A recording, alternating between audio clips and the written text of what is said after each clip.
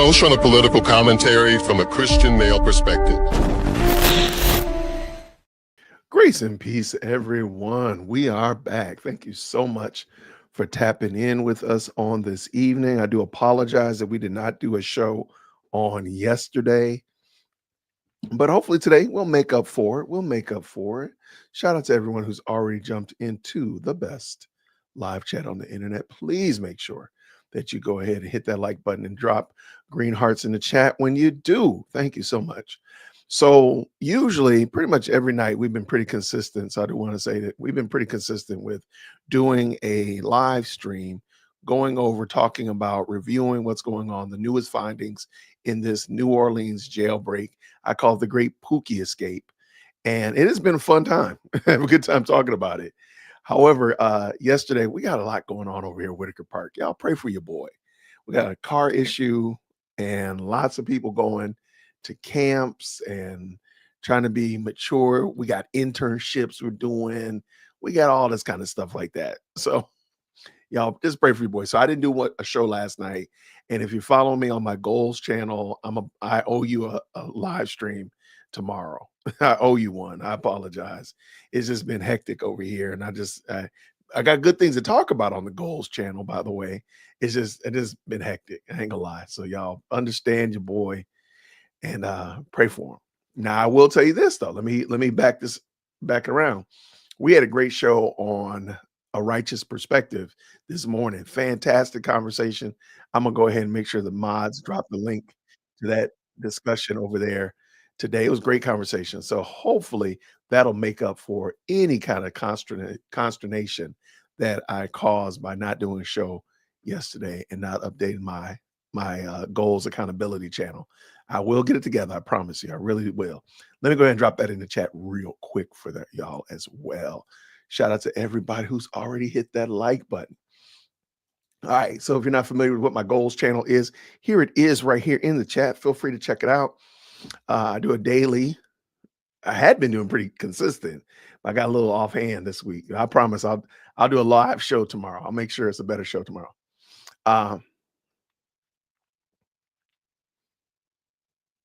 Okay, so I just want to let y'all know that. But anyway, what is this shenanigans?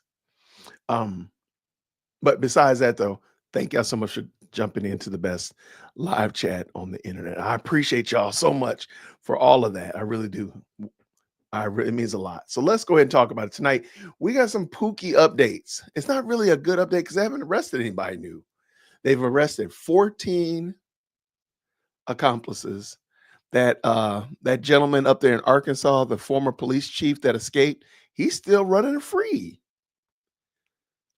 He's still running free. I'm trying to figure out how he should be the most obvious person out there, being he used to be a police chief. I mean, now granted, that being the case, he probably knows all the ins and outs of sneaking away from them too. So you got that as well. So needless to say, that fellow is still not been captured as of yet.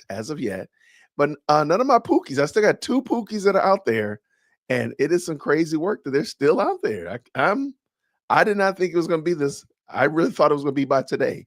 They were going to have caught them all, but maybe they'll catch them while we're on the stream. I don't know. So there is a recap. If you've not caught up with the story and like all of the shenanigans, there's a really good recap that one of the local news sources did, kind of giving a high view of what's going on this in this story. 2 Pookies is wild. And I thought it was really interesting. So we're going to look at that today. And of course, we got to jump over there to After Prison Show and see what Joe is talking about over there and support that brother because he's doing some excellent work over there as well. But I do want to say thank you to everybody. I do want to say this real quick because I'm going to say this several times. I really do appreciate that you all find value in this channel. I love and appreciate all the great emails and comments I'm getting about this, the Great Pookie Escape. I appreciate y'all. Shout out to the fantastic, I just call him the plug, Marshall the plug. Thank you for that. And I'm glad that you all are finding value. So thank you so much for letting me know that this is something that you enjoy and that you have a good time talking about this topic over here. So thank you so much for that. And let's just go ahead and get this in. I should have had this ready while I was talking. That's what I should have did. I had it queued up earlier and then Oh, here we go. I should have had this ready, man. Jason, come on. Get it together. I will say this though. The reward, by the way, for the Pookies, if you live in New Orleans or Mississippi or something like that, or Texas, hey, the reward for these guys has gone up to $50,000. They went from 20 to 50. They said we gotta get these guys in locked up quick. So y'all come check them out, man. Go ahead and hey, if you know where they are, hey, don't be afraid. Don't be afraid. Get it out there. Let's go. All right, let's bring this in. Let's talk about it. This is the most recent update from this is called the first 7 days, and it is from the news outlet WWL-TV. Let's go. Let's go. Green hearts in the chat when you can hear. A bold escape. Several inmates on Pod 1 Delta were missing. 10 inmates shimmy open a cell door, carve their way through a wall. There are clean cuts here, and the plumbing had been removed. And make a run for it with no one watching. And the technician that was assigned to the housing unit module had actually stepped away to grab food. A now viral photo shows the messages they left behind taunting the jail staff. It would take hours before the Orleans Sheriff's Office alerted anyone on the outside. One of the other chiefs picked up the phone and said, well, it's in the media. A firestorm of criticism erupts with calls for the sheriff to resign. Victims, witnesses, even prosecutors forced into hiding. Just get all our family members out of the city. I am personally afraid, not just for myself, but for my lawyers. This is the New Orleans Jailbreak, the first 7 days.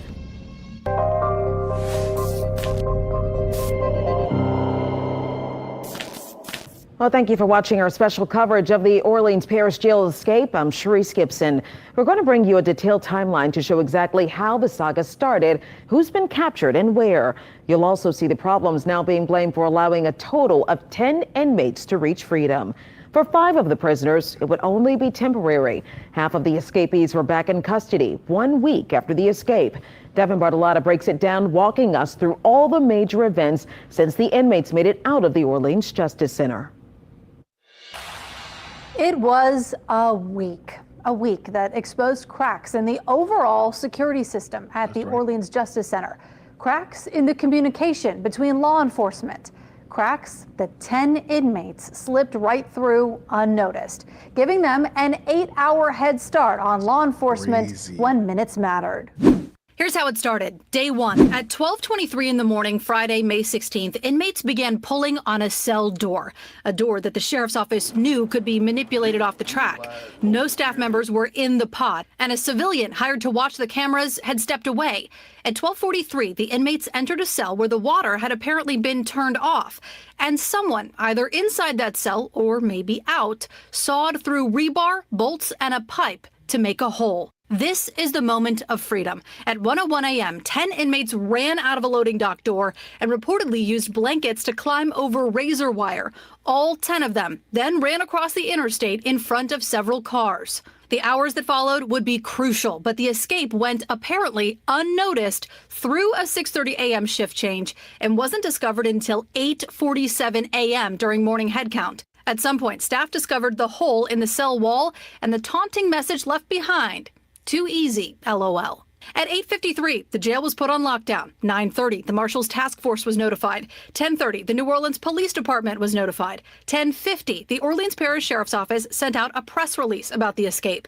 At 11:30 a.m., Troop NOLA arrested escapee Kendall Miles in the French Quarter. Around the same time, Sheriff Susan Hudson held her first news conference and released the names of the missing inmates. Our top priority right now is the safety of the public and returning these individuals to our custody without delay. Immediately, the finger-pointing began. Hudson cited a lack of funding for security problems at the jail. I think it's safe to say I'm angry. This is absurd. District Attorney Jason Williams blamed Hudson's poor leadership. And just about everyone was furious about how long it took to notice the jailbreak and sound the alarm. Not until 1:30 in the afternoon did WWL Louisiana and the public get a look at mugshots of the missing inmates who had enjoyed a full 12 and a half hours under the veil of anonymity. At 2:30, a NOLA Ready alert finally went out, and the sheriff implied in an afternoon update this might be an inside job. We think this was intentional. There is much more than meets the eye. Hours later, 3 jail employees had been suspended. At 7:30, a Crime Stoppers tip led authorities to a second inmate, Robert Moody, in Central City. And later that night, a third, Dakeenan Dennis, was caught in New Orleans East. Saturday, the day after the escape, Louisiana State Police shared photos of their officers loading Miles, Moody, and Dennis into a helicopter on their way to a state prison. But 7 inmates were still on the run. A terrifying reality for witnesses, victims, and families of victims. We had to get everyone out of the city. The family of Jamar Robinson, who was killed by convicted escapee Derek Groves, told WWL Louisiana Saturday that they went into hiding. I want you to know that you are safe. If you do see something, you say something. We also heard for the first time from Mayor LaToya Cantrell in a video posted to Instagram. She thanked law enforcement, who continued to stage major scenes across the metro, including this street in New Orleans East, which did not lead to the arrest of a missing inmate. But as the pressure to find them increased, so did the reward. Saturday night, it stood at $12,000 per inmate. Day 3, Sunday, netted no inmates, but cranked up the political tension and saw the reward increase to $20,000. Project NOLA released a video from Friday morning of Kendall Miles and possibly another inmate walking in the French Quarter minutes before Miles was caught by state police. These inmates are accused of serious crimes. The FBI emphasized Sunday night the consequences of harboring a fugitive. Turn yourself in. And Governor Jeff Landry pointed fingers at District Attorney Jason Williams and criminal court judges. He announced plans for the Department of Corrections to audit the jail, plus investigations by the Attorney General and the Inspector General. Day 4, Monday. With no inmates recaptured over the weekend, we learned more about those still on the run. 5 of 7 of them had either been charged with or convicted of murder or attempted murder. 2 of the inmates had escaped custody previously. And Monday, the simmering frustrations over this escape came to a boil. I just don't see why you should be sheriff if you can't do your one job. State Representative Amy Adado Freeman called for Sheriff Susan Hudson to resign. District Attorney Jason Williams fired back at the governor while adding some of his staff members had gone into hiding as well. Sheriff Hudson and Attorney General Liz Murrill were called to an emergency meeting with the federal judge overseeing the jail's consent decree. In Baton Rouge, a new bill was filed to require adult jail facilities to report escapees within 10 minutes. Then, Monday evening, another inmate was arrested. 21-year-old Gary Price was taken into custody in New Orleans East and then put on a helicopter to a maximum security facility. 4 days in, 6 inmates still missing.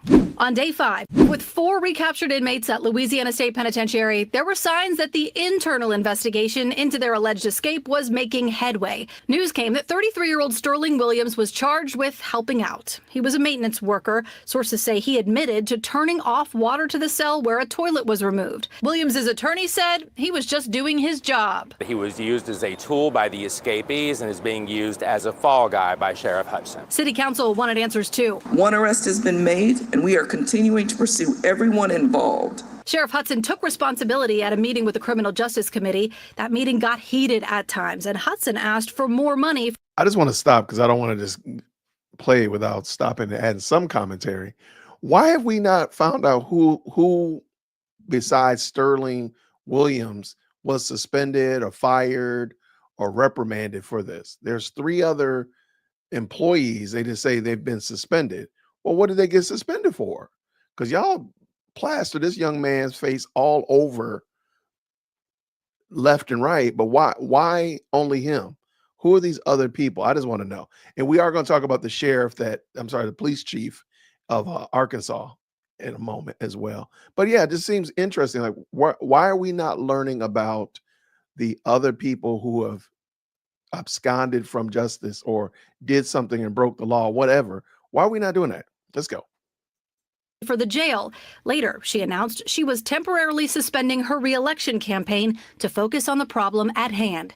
Local, state, and federal law enforcement were focused too, making a scene, first in Slidell with SWAT, Then, hours later, in the Iberville neighborhood, where state police arrested 19-year-old Corey Boyd in his grandmother's apartment. Day 6, Wednesday, we learn more about that scene in Slidell. It had ties to one of 2 women charged with helping inmates after the escape. Investigators say Corvante Baptiste and Courtney Harris got food, communicated by phone, and helped drive inmates around. And new video obtained by WWL Louisiana showed the men walking in the CBD near Barone Street about an hour after the jailbreak. I saw the locks issues, I saw the hinges issue, I saw what they were talking about with the sliding doors. Attorney General Liz Murrill and DA Williams got their first look at the jail and the security problems in it.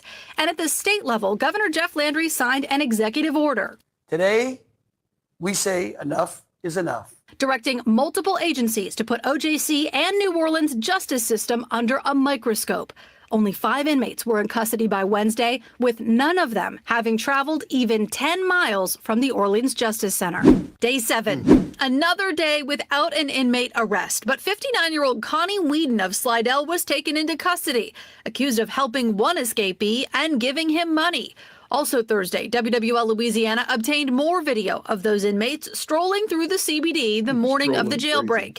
And we learned that the district attorney's office had to step in and call the crime lab to collect DNA, fingerprints, and other evidence. I am deeply concerned that there was not an immediate request by the sheriff. The list of probes, investigations, and players is continuing to grow, with recapture, responsibility, and rectification on center stage.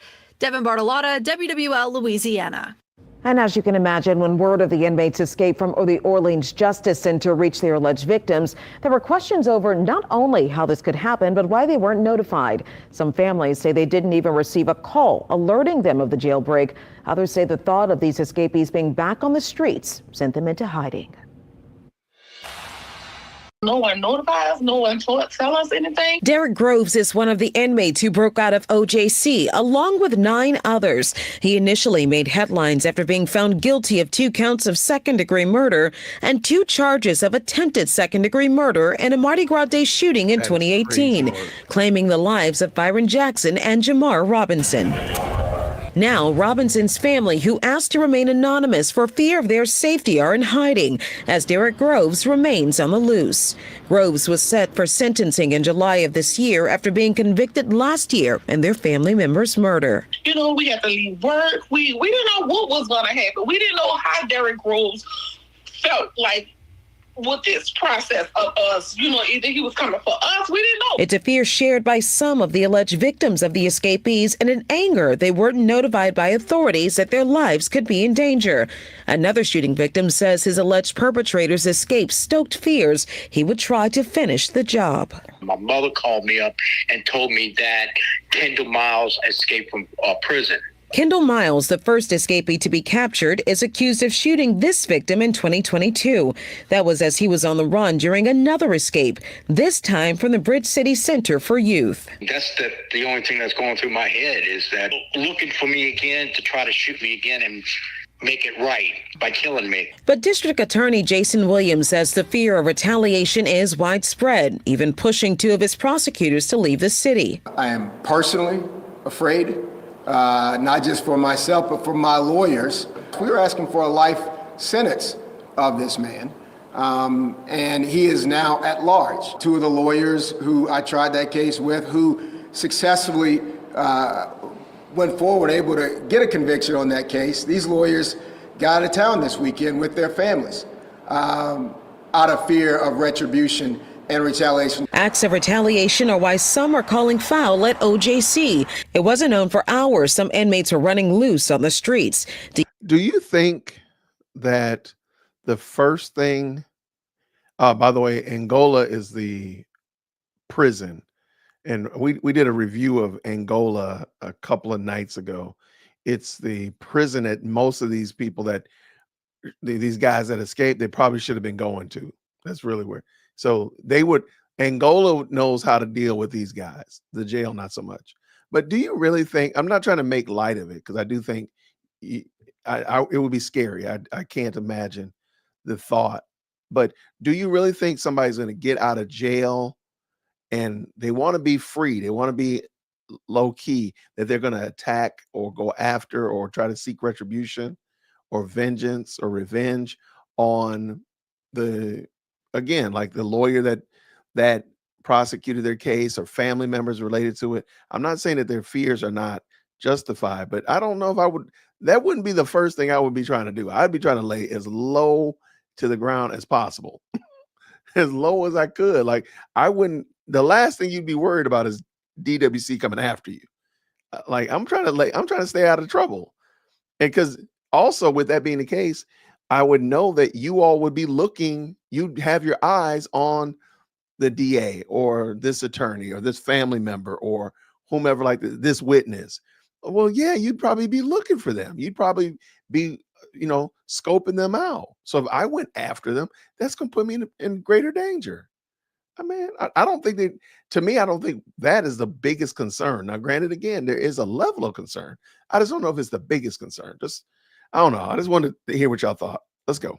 DA Williams has been critical not only of Sheriff Susan Hudson's handling of the jailbreak, but why all victims and their family members weren't immediately notified. Any family member who is scared or frustrated, they have every right to be, because this should not have happened. And if it happened at 1 a.m., they should have been notified at 1:30. The Louisiana legislature is in session, and in the immediate aftermath of the jailbreak, a bill was amended requiring jails to report escapes within 10 minutes.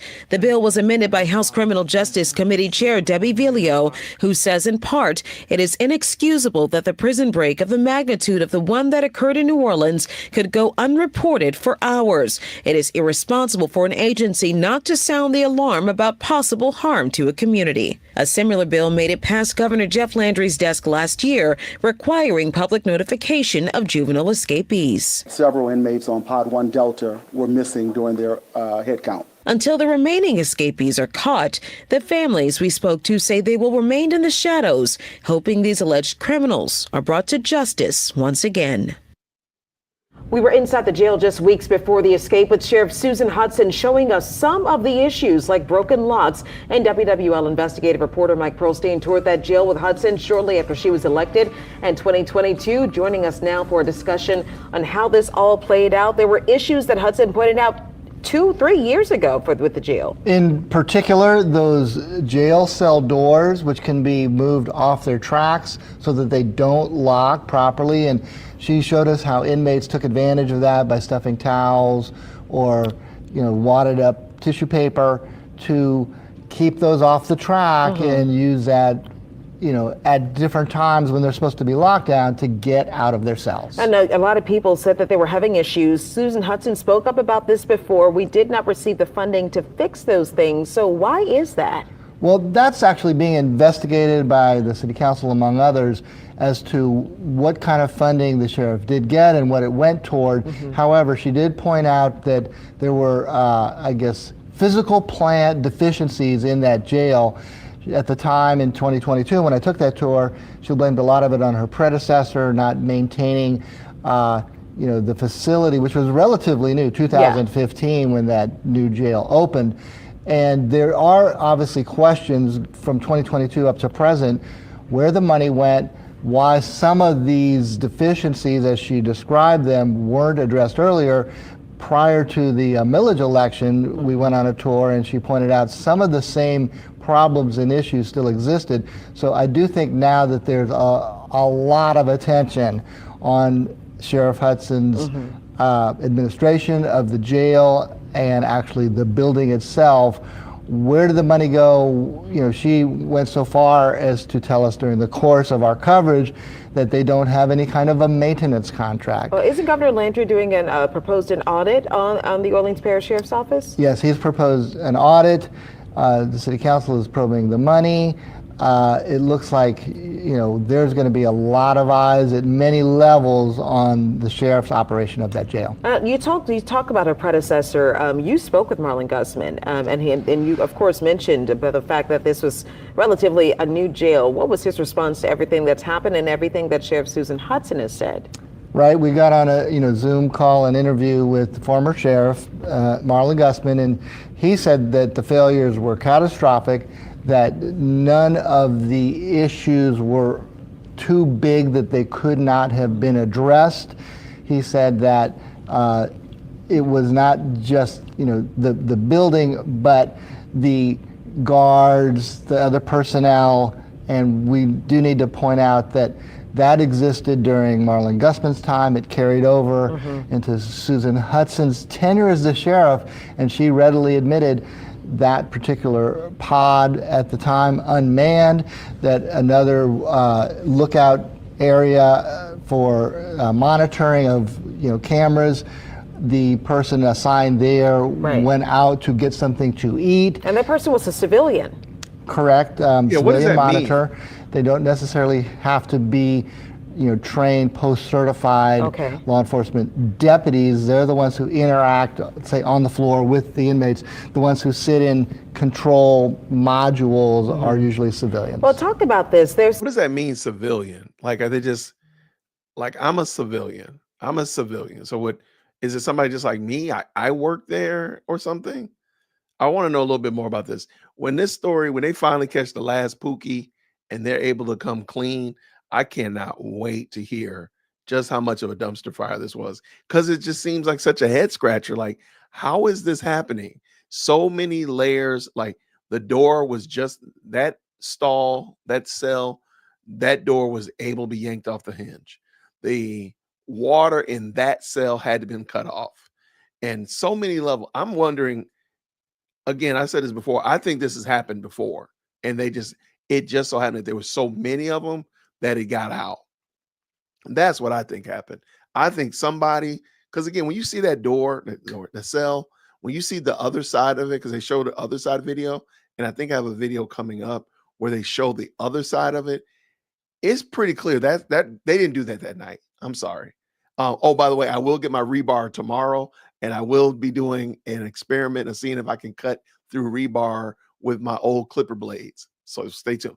But I don't think that was the first time. I do not think it was the first time. Looking at it now, I think that happened before. And maybe one got through, maybe two got through, but not 10.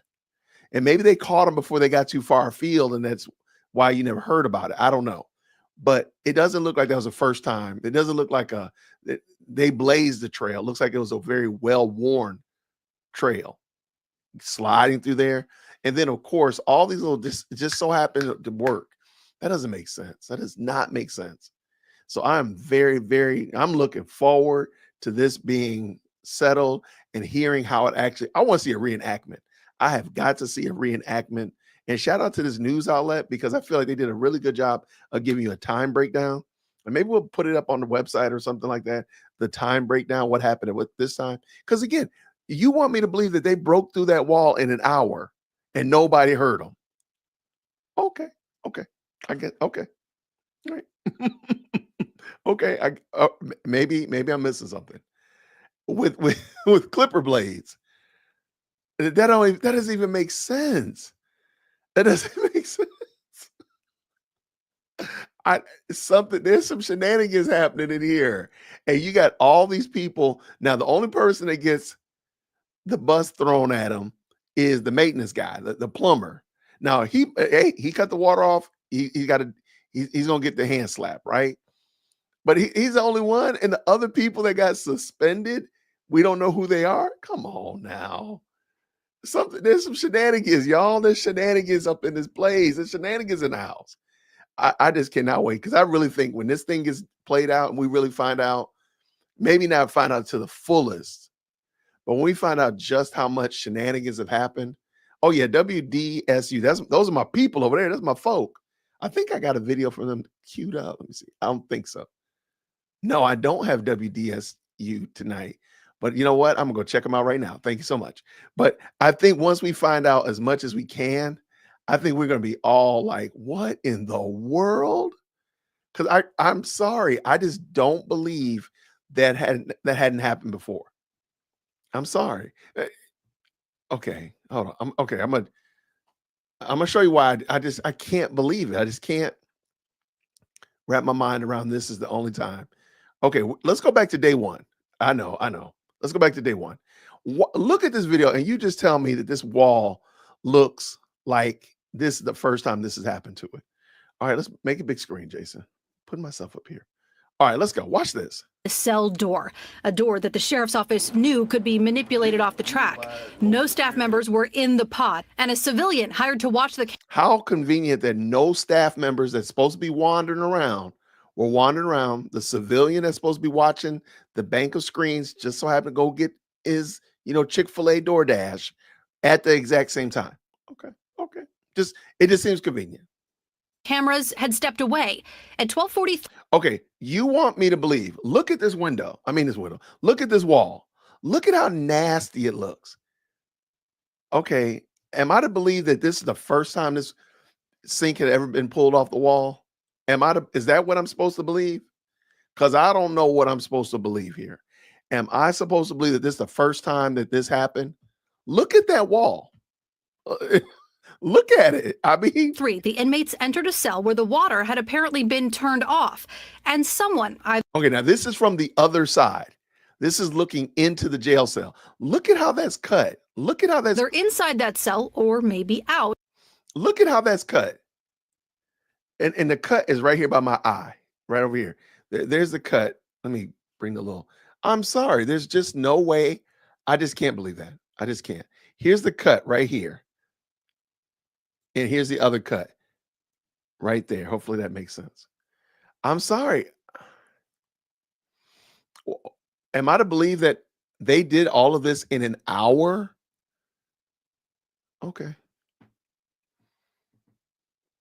And the reason I don't think I don't think so is because they're only showing you this little bit of video footage of it. What about once they snuck through here? There's no video of them sneaking into here. Running behind the back wall, whatever it's called, Shawshank Redemption style. There's no video of that. No video of them getting to the loading dock. No video of them going out the door, only when they're jumping off the loading dock. Okay. There's no other videos? None? No other video. Okay. All right. That's what I'm saying. I just don't believe that this happened. This is not the first time it's happened. Now, maybe it happened sometime before Shawshank Redemption style. And everybody knew, like, oh yeah, down in pod 1, pod alpha, that the handicap stall. Yeah, man, you take the sink off, man. There's a hole in the wall and it's already been cut. I believe it's happened before. Why not? Okay, maybe this. Okay, I'm sorry. I'm gonna go back to the regular video. Fine. I'm crazy. My name is Jason. I'm just crazy. It's crazy. Explain to me why it's crazy to believe that this has never happened before. When you see the level of incompetence that's being exuded, displayed in 4K, tell me why I should believe that this has never happened before. Explain it to me. Why I should believe that this happened, 2 Fridays ago with some clipper blades. Tell me why I should believe that. Because I don't believe that this happened 2 weeks ago with some clipper blades. Tell me why I'm wrong. I just don't see. And I'm waiting for somebody else logical to say, yeah, this has been a problem for years. This cell right here, everybody knew it. Because I'm waiting. All it's going to take is them to interview some previous resident of the Gray Bar Hotel who's going to say, yeah, man, we knew this, man. This is how they were sneaking drugs in. This is how they were sneaking the pew-pews in. Yeah, because we watched that video of them dancing around in a cell with a loaded weapon. Because my video got demonetized because they had weapon in the video. So I know that they had a weapon in the video. It was in the jail cell. Like I'm promising you, this is not the first time. Okay, is that all? Okay, let me get back up. Let's see if I can catch back up with this woman and this man talking. I think I got it right here. Here we go. To $18 an hour. Right. But even at that pay rate, very difficult to keep people in those jobs working in very difficult conditions. And so, Clancy Dubose said something, our political analyst, that when incidents like these happen, we tend to see some major changes, the call for change. And we know that Attorney General Liz Murrill, along with the District Attorney Jason Williams, walked through the Justice Center and got a firsthand look at some of the deficiencies that this place has. So, Mike, I think that, as you mentioned, and as Sheriff Susan Hudson mentioned, we may see more arrests and more people who are going to be on suspension as they probe more into this escape. Now, we were initially told some of the inmates may have left the state, but all 5 of those caught since Friday were still in New Orleans. And as Rachel Hanley shows us, some were just down the street from the prison. Even in the hours before the public knew they were gone, and the days since the jailbreak, none of the 5 inmates caught at this point made it too far. This map shows where each of them were arrested and how far those spots are from the prison. 1 was less than a mile away. 2 more were about a mile and a half. Then 2 more were in New Orleans East, about 6 miles and 9 miles away. To get a better idea of how far those distances would be on foot or in a car, we retraced the escapees' steps. Of the 5, Robert Moody was found closest to the prison. Starting there, slowing down for midday traffic and road work, it only took 7 minutes to get to 2nd Street and South Galvez. The inmate that was found the quickest was Kendall Miles. We know from crime camera footage that he was walking around the French Quarter as late as 10 a.m. the day of the escape. Getting there from the prison took him through the busiest part of the city. Later that morning, he was found under a car on Royal Street. Finally, Gary Price made it the furthest of the 5. From the prison, it took about 20 minutes to drive to his hiding spot. He was arrested at a vacant house on Good Drive in New Orleans East. Still, even Price was less than 10 miles from the prison. Unfortunately, none of this tells us where the other 5 inmates are. But the fact that all of the ones caught so far were still in the city is a good reminder to stay vigilant. Rachel Handley, WWL, Louisiana. Officials found the first inmate less than 12 hours after that escape. Facial recognition cameras helped Troop NOLA track down Kendall Miles Friday, May 16th in the French Quarter. The technology is a big help, but could it have helped even more? That's a question investigative reporter Mike Pearlstein looked into after claims the footage could have led to a second arrest had it not been for changes at NOPD. This footage of escaped inmate Kendall Miles came from one of the 200 cameras operated by Project NOLA that is capable of facial recognition, a sophisticated computer program that uses artificial intelligence to identify wanted suspects. A second inmate is seen with him, but Brian Lagarde, director of the nonprofit Project NOLA, said he was not able to immediately notify the nearest NOPD officers. The NOPD was actually still active with our alerts. There would have been 2 people very likely apprehended that day. Lagarde said that weeks after behind-the-scenes debate, the police department decided about a month ago to pause its use of Project NOLA's facial recognition technology. We're still doing it for FBI, DEA, ATF, U.S. Marshals, Louisiana State Police, and other authorities in the area. But no, we're no longer doing it for the NOPD at the request of the NOPD. Why then did the NOPD unplug? That's a good question, and I'm hoping you find out the answer to it. Lagarde isn't the only person who wants answers. City Council member Oliver Thomas chairs the Criminal Justice Committee. Had no idea that NOPD pulled the plug. That's unfortunate in many cases, especially because it was a tool that was given that the police department said they wanted. Thomas said the technology would have been especially useful to the NOPD when cameras first spotted Kendall Miles with the other escaped inmate in the French Quarter. You could have gotten 2 for the picture of 1. That was a missed opportunity. At some point, someone's going to have to explain to me, and I'm sure many others, why was this program paused? Lagarde said he got around the NOPD ban that day by notifying the state police, but he said the troopers were not nearly as close to that location as NOPD officers. You can't get a hold of NOPD and alert like your officer standing right next to a wanted suspect. Wow. Our radios were taken away. Mike Pearlstein, WWL, Louisiana. And an emailed response, NOPD said, quote, Superintendent Ann Kirkpatrick directed the suspension of automated alerts from Project NOLA's facial recognition system once made aware of their use. This decision was made to ensure full compliance with NOPD policy, city ordinance, and constitutional standards. The statement goes on to say the NOPD can still use Project NOLA cameras in other ways, but for now, officers can no longer use real-time facial recognition alerts. We'll be tracking all the fallout from the probe by the state legislative auditor to the suspension of Sheriff Susan Hudson's re-election campaign. Here's another look at the 10 inmates that escaped, including the 5 that have been recaptured in the first 7 days. You can find information on submitting anonymous tips on our website, and the reward has now grown to a total of $20,000 per inmate. Thanks for watching this special edition of the WWL Louisiana News on the first 7 days of the Orleans Parish jail escape. We're bringing it to you exclusively on WWL Plus. That's where you can watch all of our newscasts live or anytime on demand, as well as special programs just like this one.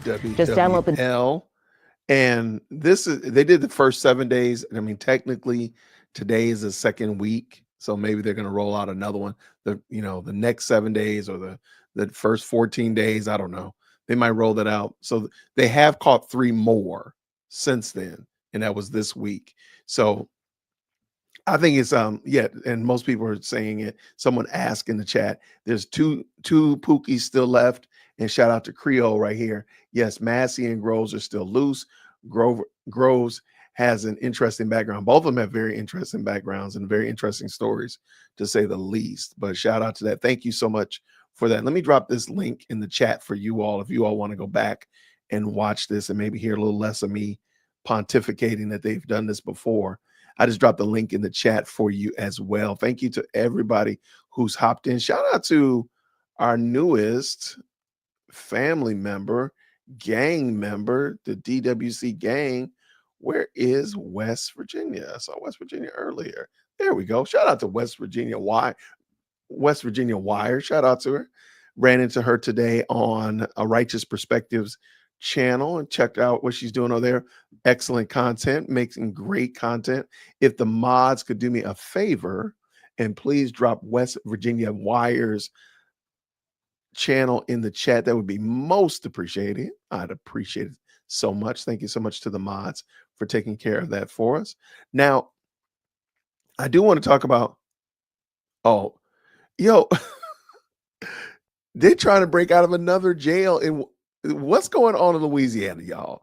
We might need to bring all Louisiana, come on up here to the front of the church. We might need to have a conversation with y'all. Why y'all trying to break out of all these jails in Louisiana? I just ran across a video of them trying to break out of another jail. This might have been, maybe this is old. No, Washington Parish inmate tries to break out of a jail through the air duct.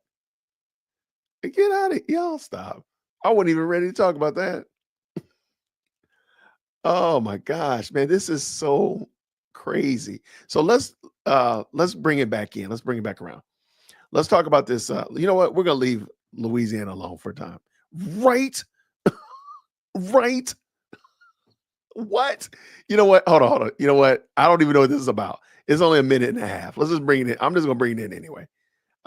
Look, we do stuff on the fly over here, man. We are not struggle streaming YouTubians over here. We try to give you the news off the press, hot off the press, hot off the griddle, like at Waffle House. Washington Parish inmate tries to break out of jail through an air duct. They call this escape season for a reason. They really do. All right, let's bring this in. I have not watched this yet. We're gonna all watch it together. Let's go.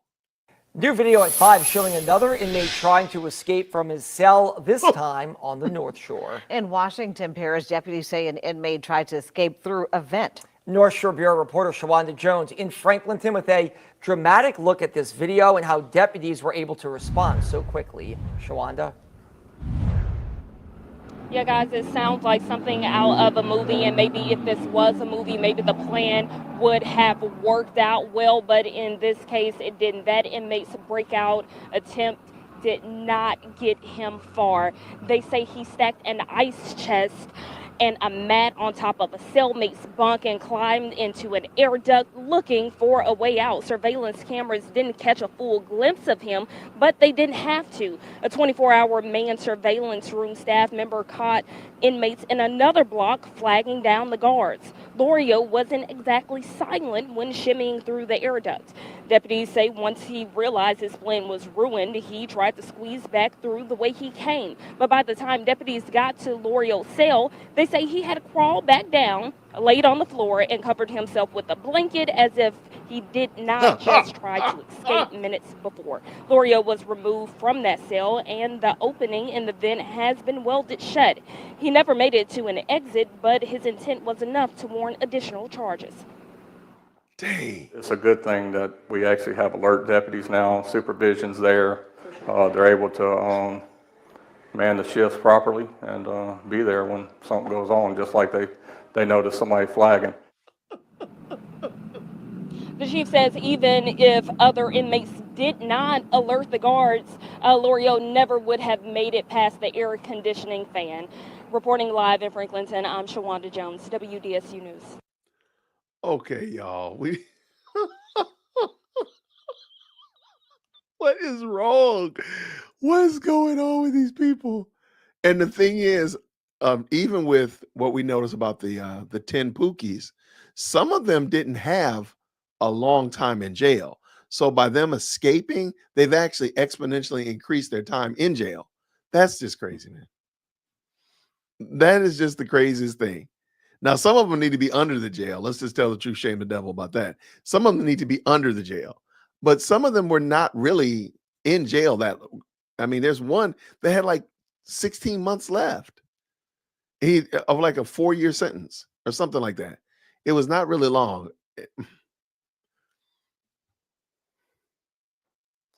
Yeah, that's just craziness right there. I don't know what the jail code is. Let me tell you something. I pray by God's sovereign grace, I will never know. I will never know. But like, how did they think he was going to sneak out? If you used an ice chest and all this stuff to stand on the bed, do you not think that they're going to see where you left from? I mean, shout out for him trying to come back in there and hide and pretend like he was asleep. I mean, kudos for that. That's some pretty gangster stuff right there. That's kind of like your kids, man. Your kids sneaking around, pretending like they're asleep. Come on, man. Get out of here. Yeah, like, I mean, there's some cats that like say, hey, I can't lose. So let me just go ahead and try to sneak up out of here. I'm just praying by God. Somebody said, thankfully no civilians have been harmed. I pray no civilians are harmed by this because I mean, that's unfortunate. And it seems to be because of the incompetence of the sheriff, the police, and so many people. There's so many layers of finger pointing that can go on. I just hope nobody gets hurt by these guys. And I also pray that they don't take it out in the streets because they've been gone long enough to get weaponry. They've gone long enough to get support. They got to have support for crying out loud. There were some cats that was caught in Texas for crying out loud. Like, and this, come on. And we're going to look at Massie. I want to bring up the video of his aunt talking, but the language was as bad. But truth be told, she might have put herself in a trick bag because the police can come back around because she makes some claims like she knows about things. So we'll bring that up. I think we might bring that up. Yeah, they should have been on the third floor. They should have been on the roof, right? Some of those cats should have been on the roof, man, living on a tent on the roof, not on the main floor. That was crazy. And that's another conspicuous. Wow, that's just a head scratcher. Why did you have people who were convicted of deletions, 2 and 3 deletions, deletion attempts? Why they just happen to be when they should have been on the 5th floor, the 6th floor, or wherever else? Why was it that they were on the 1st floor? The same night that nobody was wandering around, the same night that the civilian observer happened to go get his DoorDash. Like, well, and now mind you, they was yanking on that door for about 3, 4, 10 minutes, man, right? Where was he going to go get his dinner? Did he leave campus? I'm sorry. I'm sorry. I'm just asking questions.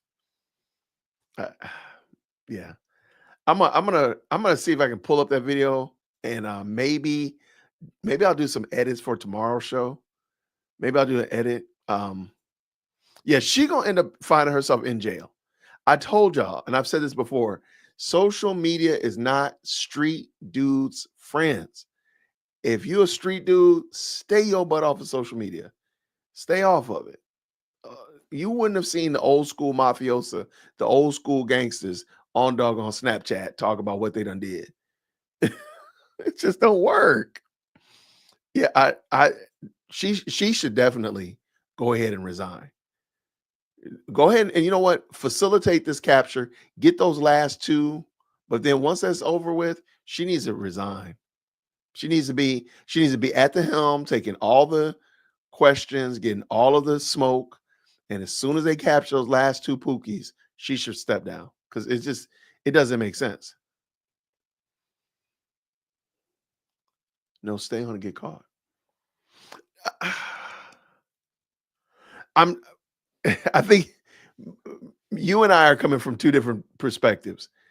If the goal for a street dude is to be able to stay out in the streets and do street dude stuff, stay your butt off of social media. If the goal for a street dude is to go ahead and get brought to the Gray Bar Hotel, welcome to the Hotel California, then keep doing what you're doing. There you go. It could end next Tuesday. Go ahead and catch these other two Pookies and all the accomplices. Oh my gosh, they up to 14 accomplices. And then she should not run for sheriff anymore. She should just go ahead and step down. That's the honorable thing to do. Personally, I think it will be better for her in the future if she steps down versus trying to fight and get kicked out. Because then she's always going to she's going to be looking bad. That's just my little 2 cents. Okay. I thought I heard that as well. I didn't see it though. I heard that the dude went on live on Snapchat or Instagram. I heard that. If somebody has that video, could you send it to me? To me, he didn't put everybody in the trick bag. If let me check, make sure Marshall ain't sent that to me. Shout out to Marshall. Marshall might be taking care of his family, worrying about me. He said, man, DWC, I ain't worried about you tonight. Let me just check real quick. Check my email real quick. No, he did not send me anything. Yeah, I would love to see that. Hey, what's going on, Shonda? Good to see you, friend. Yeah, this story is beyond ridiculous. And there's just so many layers of incompetence that I think there's enough to go around. There's enough incompetence and blame to go around from the DA. I don't think the governor, but the mayor got to catch some smoke. The Louisiana State Patrol, they're going to catch some smoke. Whoever made that blanket that they threw over that razor wire, they going to catch some smoke. I just remember the first time I saw them running across that highway.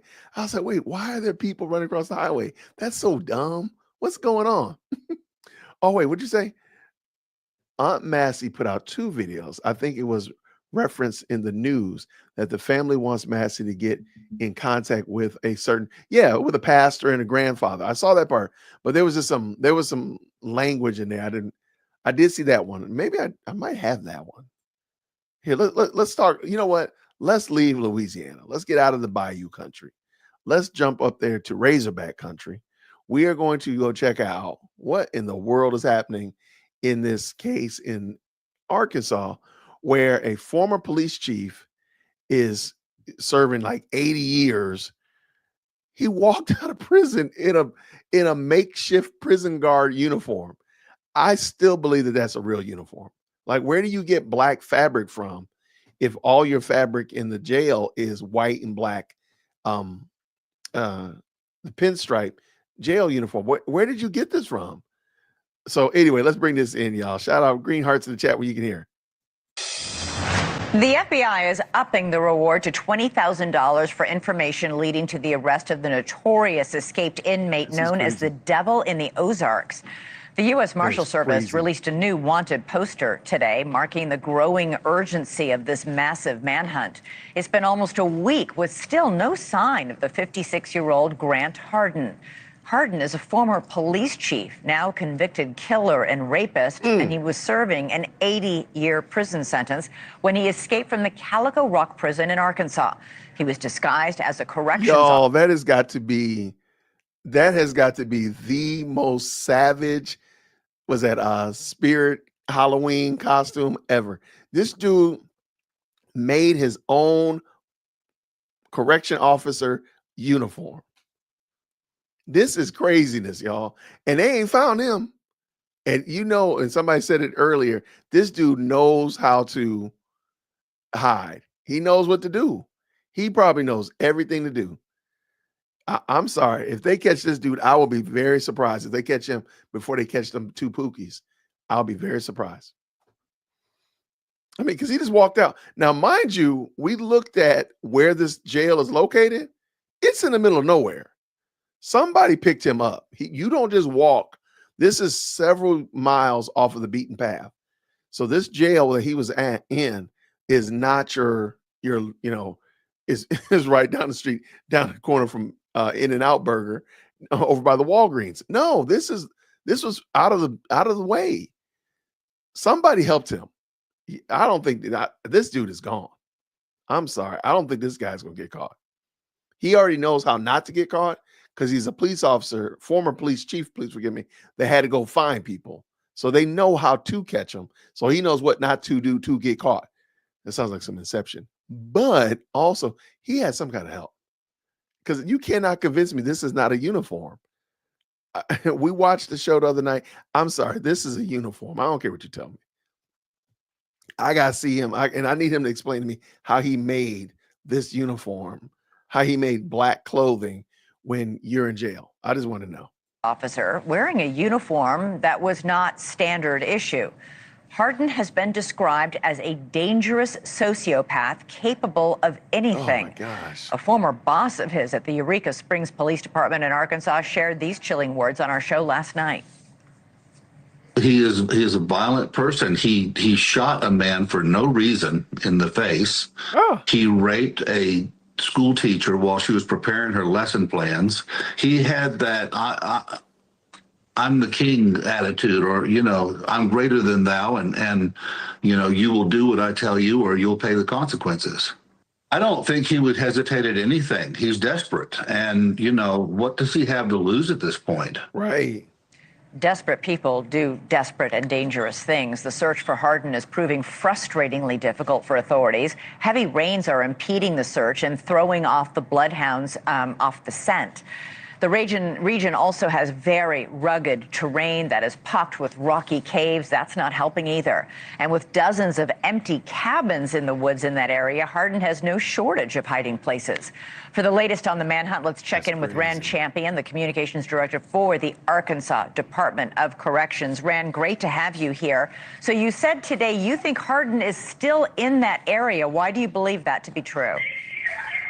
Hey, thank you for having me on. Yeah, we are continuing our search in the north central Arkansas region, and kind of the thought that we've had no credible sightings, we've had no credible evidence that has put him outside of that region. And the way that we are operating is until we have something credible that puts him out of that region, we need to consider him to still be in that region. So our teams are continuing those searches, but also looking into anything we get across the state. And we've had neighboring states as well that have called in and had tips that have been investigated. So nothing's off the table at this point. Yeah, a lot of people, Rand, are asking why this guy was in a medium security prison. He was convicted of a brutal murder and a brutal rape. Why a medium security prison?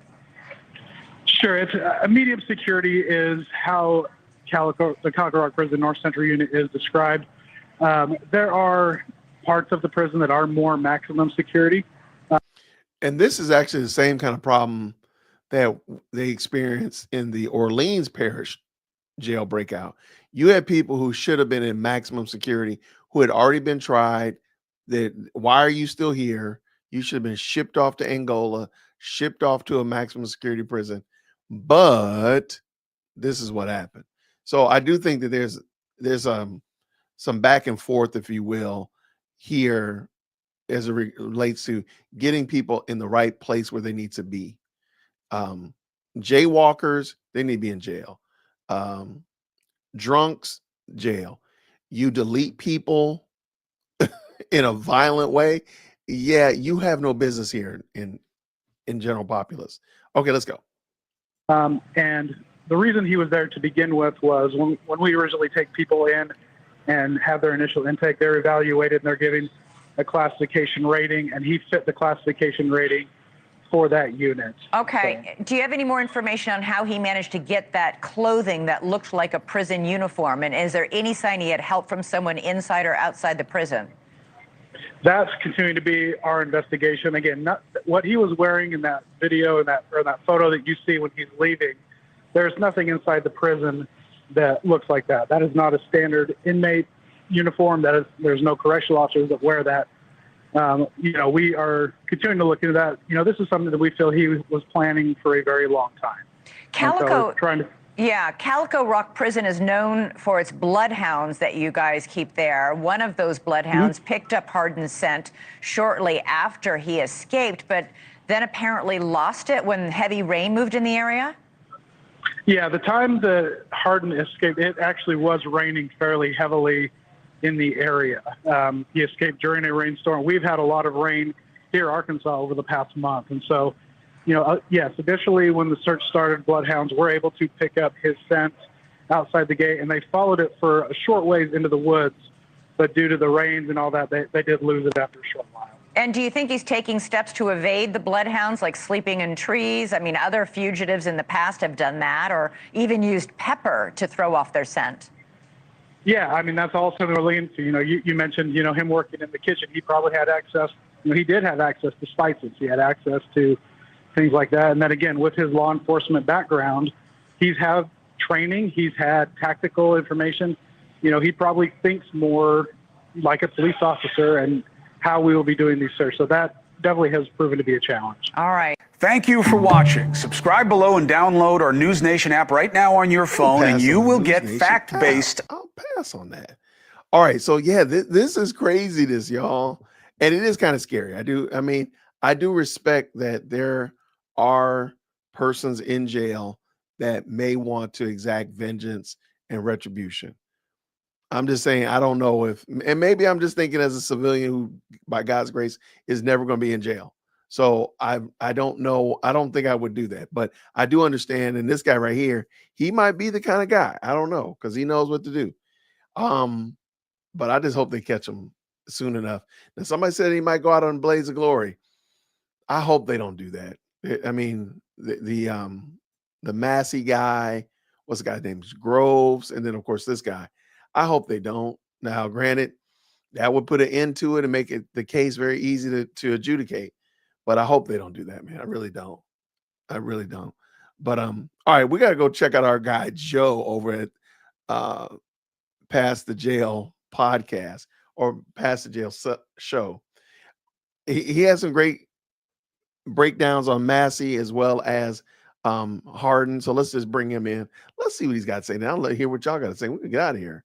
Let's go. Let's go. Can y'all do those green hearts in the chat when y'all can hear? Let's go. Warning, the following content may trigger you. Folks, I've got a diabolical update to bring you in relation to the New Orleans jail escape that is still underway right now. Fugitive manhunt still currently active, searching for the final two remaining escapees, Derek Groves and Antoine Massie, potentially two of the worst of the escapees still out here among us. But today we're going to speak specifically about one of those two remaining fugitives, Antoine Massie, because I'm running across a video of a family member of this fugitive, and it kind of sounds like she's blaming all of us for what's going on with this situation involving a manhunt to capture this dangerous, violent criminal, and saying that it was the likes of the media that's portraying him to be a monster.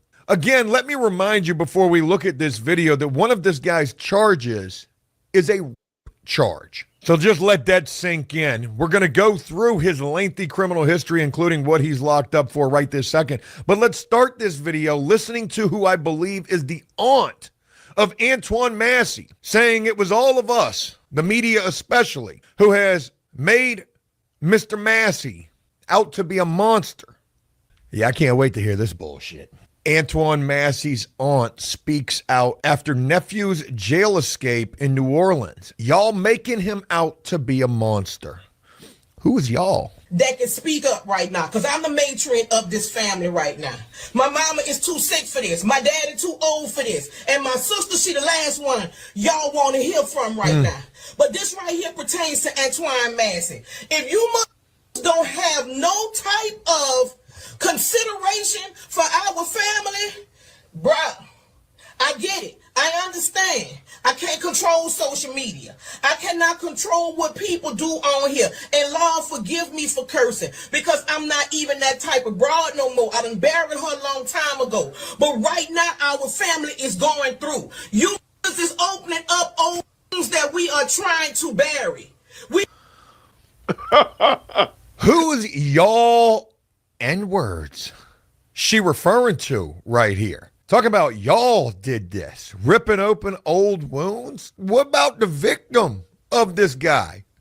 We're going to talk about him at all? I know we're not victim shaming in this situation, are we? What right did this lady have to jump on here and go for this? I want to say this. It is an unfortunate situation that the family feels the effects of this situation just as much as everybody out here in the free world who is uneasy or on edge because this escapee and manhunt is still currently underway. But if you want to be pointing the finger in this situation, I don't know why you're pointing the finger at me or anybody else who's been covering this story. You need to be pointing the finger at your damn nephew. He's the one that did all of this. We are trying to bury them. Y'all making my nephew out to be a monster. He is not a monster. Is Antoine a problem child? Of course. Anybody who knows. Okay, I'm going to stop before Joe even stops. As a former classroom teacher, I've sat across many a conference table with the school psychiatrist, the school security officer, principal, assistant principal, head of department chair of the grade level, all that kind of stuff like that, listening to somebody make excuses for their child. And I'm going to make this big so you can see this guy. He didn't have all the tattoos on his face. He didn't have all the mileage on him, but we knew where he was going. We knew where he was going. And if this woman is trying to position herself, she called herself the matriarch of the family. And if she's trying to position herself as a reason for this child, this young man, to not be in the amount of trouble that he's in, to not be the monster that she's saying we're making him out to be, ma'am, you're doing a very bad job. You should go ahead and get off of your social media and just y'all unplug and go love on your family. That's what you need to do. This right here is not the flex that you think it is, ma'am. Know us know that. Has Antoine been a problem since they won? I need for y'all to lift this family up in prayer. Listen, real quick, I hate to jump in here and do this, but the comment section to this video is absolutely diabolical. Somebody actually left a comment and said, Buddy's probably hiding behind that shower curtain. Hilarious, but there's nothing to laugh about in this situation. No. I don't know why you're yelling and cussing so much at me. Like, I'm really taking personal offense to this because I've been covering this story since essentially day one. But it is what it is. Again, we're doing a lot of finger pointing, but we're pointing that finger in the wrong direction, when essentially we should be pointing that finger inward, and not even at yourself, but at the guy sitting there right beside you and potentially hiding behind the shower curtain. Have the police been to visit you yet? I'm quite certain since dropping this video, they have been. Lady, be lucky you're not finding yourself incarcerated like the 13 others who are for aiding and abetting. Where y'all at, man? Do y'all want to relive this again? Y'all still ain't healed from my brother day. Y'all still ain't healed from his day. And y'all gonna watch this go down in national TV, bro. I'm trying not to get upset because I've been crying all day at work today and I had to flip tail tables and now. This not his. She's talking about flipping tables. I'm sorry to hear about that. And look, I hate to see this woman so upset by this. Obviously, she is a family-oriented person, but it is a damn shame what's going on and that this has been so publicly made. National news, national coverage. You know, you probably have news people out in front of your house trying to talk to you. And if they weren't before, they probably will be now. But again, you can't be mad at nobody but your own damn nephew. And I don't know why you're sitting here trying to paint him out to be something that he's not. Because in my opinion, he's exactly what the media's painted him out to be. A freaking monster. It's fault, y'all, and I'm not taking no sides.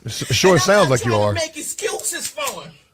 I really got to jump in here. I'm sorry, man. Yeah, go ahead, Joe. But you said you're not taking any sides. I'll be damned. That's all you're doing in this. But this not for him, y'all. Because trust me, he's scared right now. Scared? He's scared. He want to go home. Because he... If by home you mean back to jail, I don't believe that. Go home where? Talking about he's scared. He weren't scared when he was going through them pipes behind that damn jail wall. It didn't look scared to me right there at all. In fact, I don't believe that this guy's scared in the slightest. This man is smart, calculated, conniving, and clearly experienced when it comes to escapes. Mind you, this is his fourth escape. Okay, this is nothing new to him. Facts. He's not new to this. He's true to this, as the saying goes. The type of he will make decisions and think afterwards. Hold on. Because he not all there. She said he's the type of N-word who will make decisions and think afterwards. Lady, that sounds like a threat. How are you going to sit here and say that he's not a monster, but then turn around and say he's not all there and he's the type of N-word who will make decisions and think afterwards? You know what? I actually see some truth in that. Because he made some decisions that ended him up getting locked up for the umpteenth time, and he thought about it afterwards. And what did he think to do? Escape. Again, also, let me reiterate, Antoine Massie, undoubtedly the mastermind behind this escape. Really? Since we've been covering this story, when Sterling Williams, the first person to be incarcerated, you're right, civilian-wise, jail worker, maintenance man who cut off the water, he said, and no idea whether there's any truth to it or not, that it was this guy who said if he didn't do this, he was going to shank him. Am I saying he don't know right from wrong? Yes, he know right from wrong. He grown. But the system raised him. He been in jail 14 years of his life. She didn't say 40. And I know that that's what that sounded like. I believe that she meant 14. Because, folks, I've also ran across another video. And I don't know if this video was filmed since his escape with Buddy on the run, but there's people who are saying that it is. I've ran across a video of this guy living it up out in society, cannonball diving up into a pool, saying that it's been 14 years since he's been able to swim. Come home, domestic violence, he back in there. All he wanted to do is see his mama who just come home. All he wanted to do is see his baby graduate. But we the only one that can speak up. And sorry, that's where that video cuts off at and starts to replay again. I'm going to stop for a second and I'm going to back up, because if this video is real, which I don't know if it is, he's been able I'm going to show you to this real quick. swim. Come home, domestic violence, he back in there. All he wanted to Oh, right. Cannonball down. Those people sitting right there, they are in a world of hurt. Whoever's sitting right here, I don't think this is new. But those people sitting right there on a poolside, they are in a world of trouble. Cannonball. Those people right there, they're gonna be in a world of hurt. If this, they might be getting a knock on the door right now. They might be getting a knock on the door right now. Anyway, let's finish this up. Shout out to Joe. that can speak up. And sorry, that's where that video cuts off at and starts to replay again. Again, I'm not trying to, crack any jokes in relation to this lady. And I understand that this is a very powerfully and emotionally charged situation. But your nephew is a freaking monster. Right. Let me be the first to put that label on Buddy. And if you don't believe me, well, let's go ahead and go down the rabbit hole a little bit, shall we? New Orleans fugitive Antoine Massie eludes capture post-escape what's his story? The escape involved 10 inmates. Massie remains the only one who has not been captured. When did this story came out? This story came out today. What? Derek Groves, New Orleans jail escape. No, this story is wrong. It would be all over the news if they captured Derek Groves. So again, I don't know if I've shared this here. I was talking about this on a live stream that I've done where you run across a lot of bad information. For them to say that this is the only guy that still remains a fugitive, the story came out today. It's bad information. And I don't even really feel good even sharing anything from this because it's not just Antoine Massie who's still on the run. It's Derek Groves as well, too. So let's just skim through this thing real quick because I just want to know what his criminal history is. Now, prior to coming to this story, what brought me here was I just Googled Antoine Massie's charges. And what Google tells me, his criminal record encompasses charges such as kidnapping. Holy cow. Domestic assault and auto theft. Notably, in November of 2024, Massie was accused of a violent attack on a woman who had reported him for a previous assault. Oh, my gosh. So you be the judge. Also, this story is being reported by BET, and I haven't read or shared one story from this media source. But let's just see what they say in relation to this guy's charges. They said Massie has a history of escapes dating back to 2007, including incidents in 2019 and 2023. His criminal record encompasses charges such as kidnapping, domestic assault, and auto theft. Notably, in 2024, Massie was accused of a violent attack on a woman who had reported him for a previous assault. They say Antoine Massie is a Houdini. I have seen that the reward money has been increased for information leading to the apprehension of these final two escapees, up to $50,000. I haven't seen anything talking about reward money that's been dished out up until this point. And you got to know that there's some people who are probably eagerly awaiting that $20,000 payday. I wonder if they'll parade them around like it's a lottery winning with a big old check. Probably not, because nobody would want that type of attention for calling a tip line and getting somebody turned in. That's all that I've got in relation to this. I just wanted to bring you guys this video that I ran across of Antoine Massie's aunt basically calling all of us the problem, and it's not him, it's us and the media, and it's you and it's me. But she did say that he was a problem child his entire life. She said he's not all the way there up in his head. So she basically called him slow. She said she wasn't picking sides, but clearly it sounded like she was. But hey, it's family after all. So that is at least understandable. But to jump on the internet and really try to take up for this guy, I hate to say it, but ain't nobody going for that. Not now, not later. He was raised in the system. That's unfortunate. I know a lot of people who have been. I know people who have been who have turned their lives completely around. They're far and few between, but those are the real heroes, in my personal opinion.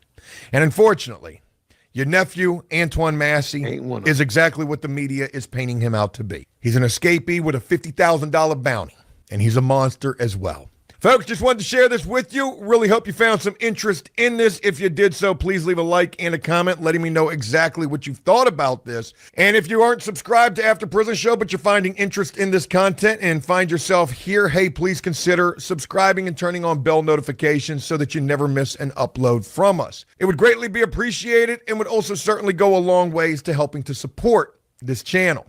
As always, until next time, enjoy life, the free world, never take a moment for granted, and make the most of every day. Peace! Shout out to him. Shout out to him. I appreciate Joe over there doing such great work, keeping us up to date. And I got to save some of this for tomorrow. I'll save some of this for tomorrow. But hold on one second. I'm checking to see. Okay, I'm just trying to see if there's anything new about anybody getting caught. And I don't see anything new about anybody getting caught. So at the current moment, all the Pookies are still outside playing. We got Massie, we got Groves, we got that Harden guy. All of them are out there. Yeah, this is interesting, man. I don't know. Maybe he does play chess. Maybe he's I do think it's interesting. We know very little about Groves, but we do know about Massie. We do know about Harden. Maybe next time they'll tell us about Massie. I mean Groves. But yeah, this is going to be a very interesting story. I don't know how it's going to play out though. I'm really interested in how it's going to play out. But let me know what y'all think. Let me know what y'all think for real. And I'm just checking real quick, looking through the traps real quick. I don't see any new updates on it. So I'm going to let that slide as the end of it for tonight. But we'll be back tomorrow, though, Lord willing. Let me just double check. I got to take Chief Executive Second Born somewhere in the morning. Oh, yeah, we're golden tomorrow. We're golden. Oh, we got lots of room tomorrow. So shout out to that. But thank y'all so much for rocking with me. I appreciate y'all. Now, I noticed something. If you're looking on YouTube, I don't know what this is, but on YouTube now, they have numbers next to your name. I don't know what that is. So it's a community leaderboard, and I have no idea how this works. I saw this earlier today on somebody else's live stream, and I didn't know what it was about. So apparently YouTube is trying a leaderboard type scenario. I don't know much about this, so this is very interesting. So apparently, Emily, you're number one on the leaderboard. I don't know what you're doing to be there. 994, you're number 2, and then Dame Piglet, Piggy Doo is number 3. I have no idea what you're doing, but you're doing something right. Shout out to that. You're doing something right. I don't know what you're doing though. What's going on, Mike? Good to see you, man. So I'm going to have to do a little bit more research into this. I have no idea what these are now. So way to go. Way to go. I wonder if it's, what's the YouTube prize? You get my love and affection. You get knowing that you made my cold, callous heart warm. There you go. I have no idea. Oh, wait, let's see real quick. I see here, community leaderboard. Let's do this again. What is a community leaderboard? A place for fans to stand out in the community. Emily, you're standing out. The top 3 get special badges in the live chat. It resets every stream so you can always try again. How do you get on the leaderboard? There you go. You'll need to collect experience points or XP. Here's how you get them. Send live chat messages, send super chats or super stickers. Really? Okay, so, all right, let's go back up here. Oh, okay. Now Prince has 150 XPs, experience points. I don't know what that means. This is very interesting, YouTube. This is an interesting little gamification of the process. Emily's now in second place. Emily, you've been usurped. You've been no prize now. You've been dethroned. Zephyr 994, you're still in second place. All of y'all have 150 experience points. I have no idea what this means. This is so interesting. Okay, wait, you have 250? No, you have 150. I think it's just the top 3, but I guess you all are vying for the top 3, if I'm understanding it right. Piggy Doo, I think. This is such an interesting thing. Okay. I have no idea what this means. It's ridiculous, to be honest. YouTube tries a lot of stuff. I have to give them credit for that. YouTube is like the Zaxby's of social media. They be trying stuff out, and if it don't work, it just disappears. They just let it go away. And they never mention it again. It pretends like it never happened. Oh, this screen is crazy, Jason. Get out of it. This screen is driving me crazy. Okay, there we go. There you go, Gerald. You're a winner, man. I have no idea what that meant. I don't know what they're trying to do with that. Interesting. If it only changes, I have no idea what that meant. So shout out to them. But shout out to YouTube. They be trying to do the most. Does another social platform do that, I wonder? Is there another platform that gives like points and has a leaderboard? Because that's probably where they got it from. And that's more likely where they got it from. If they got somebody else is doing it, YouTube probably is drafting off of them, to say the least. But that's just my little observation. I know how YouTube be trying to draft all the time. So shout out to them. Y'all, thank you so much for rocking with me. He said nope. Yeah, I mean, just chit chatting it up. I guess maybe you're trying to get on the leaderboard. Like if you got something for it, that would make sense. But if you're just doing it for, man, I appreciate y'all chatting. I appreciate y'all being a part of the best live chat. Like, what's that about? But I do want to say again, thank y'all so much for rocking with me. Lord willing, we're going to do this again tomorrow. And maybe they'll have an update. Maybe they'll catch somebody. I don't know. This case is so crazy. I am really interested in how this thing is going to shake out. And when they finally, catch all the Pookies, catch the Jim Bobs, whatever happens with the poor accomplices. But I really want to know. I want to see the reenactment. I am here for the reenactment of how they snuck out of that. Jail. I am here for that because that's going to be the telltale sign. Like, how did they get out of jail? That would be crazy. All right, what we got here? So I do think that's going to be very interesting to see how that all shakes out. So let me know what y'all think about it. I appreciate y'all. It means a lot to rock with y'all. Thank you so much. Let's do this again real soon. If you don't mind, hit those green hearts on the way out the door. Make sure you tip your waiter. And I appreciate y'all so much. Comment down below. Let me know what you think about this.